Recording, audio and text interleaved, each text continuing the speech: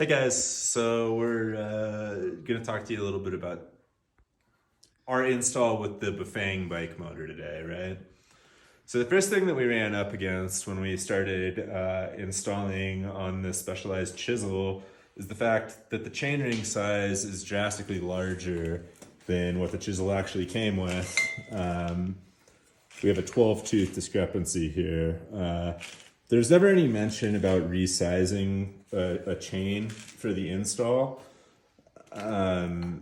which is espoused as being fairly easy generally.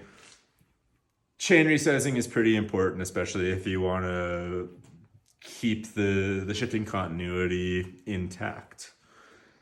The next thing I'll talk about is the fact that we're using a 73 millimeter shell here for the bottom bracket. And, if we can come around over here, we can see that the 73 millimeter shell was used, but there's actually no room to thread the lock nut on top of the assembly here. So there's no way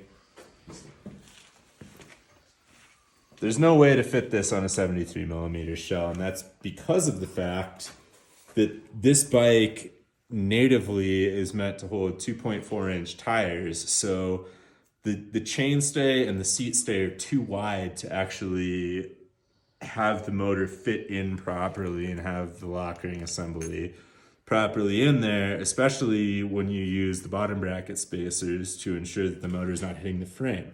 Where are the bottom bracket spacers? Right over here. Okay.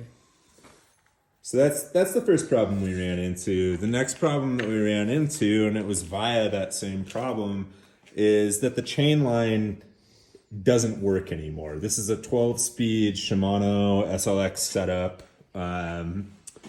The chain line doesn't fit. It's not SLX, it's Deor.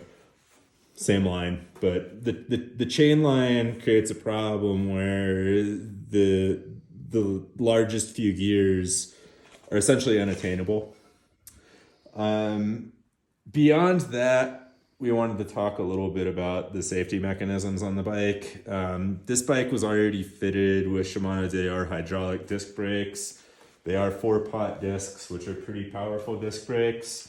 The problem being the way that we're connecting these brake sensors to what These are hydraulics. already considered a high-end hydraulic brake is essentially with some pretty low-end 3M double-sided tape. Tape?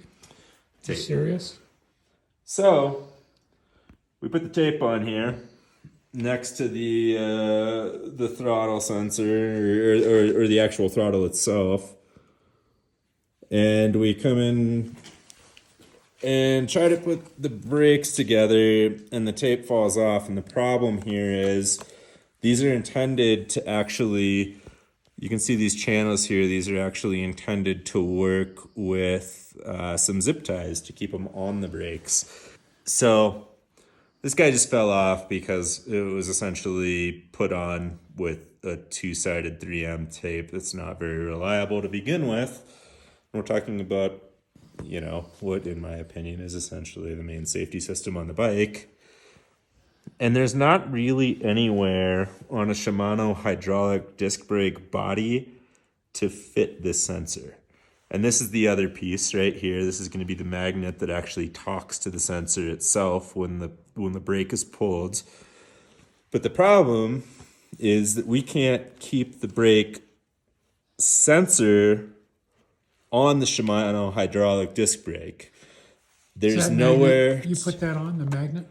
You put that on? I did put the magnet on. This is a piece that I installed. Okay. These channels are supposed to be for zip ties. Right. To hold it on to the body of the brake so that it talks to the magnet. But there's actually nowhere to apply those zip ties on the body or the hydraulic cylinder of the brake here. So there's not a good way to install these, because anywhere that they would fit, they would be too far away from the magnet for the actuation to be realized by this sensor. That's a significant safety concern from my perspective. And again, I don't know if I mentioned this, but I've done this professionally for 20 years. That to me is something that really needs to be addressed, because I can't trust a component that is meant to bring a bike up to 25, 30 miles an hour without being able to shut the motor off when the brakes are actually working. And that's one of the most significant safety features of an e-bike. So that's kind of a quick overview of where we are currently in the install. We're pretty close to getting everything done, but we've had an issue with the fact that the chain size is a problem, the chain line is a problem, and the safety mechanism to attach to higher end hydraulic disc brakes is lacking in a lot of respects. So we just wanted to kind of share that and try to understand what the thoughts around that were.